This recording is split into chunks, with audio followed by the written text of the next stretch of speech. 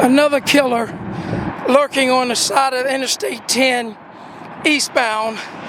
This guardrail looks like it's perfectly intact, but in fact it is damaged. And this is the type of thing that kills on our interstates.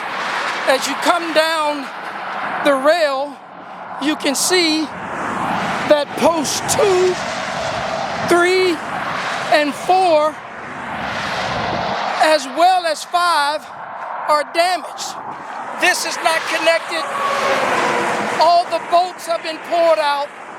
And so what's going to happen is someone comes along, hits this guardrail, and what normally would save their life is going to malfunction and potentially kill them because the guardrail doesn't have the support it needs.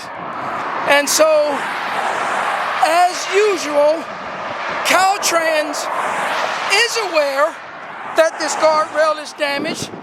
They've put this one little orange cone there that's going to do nothing to save a life.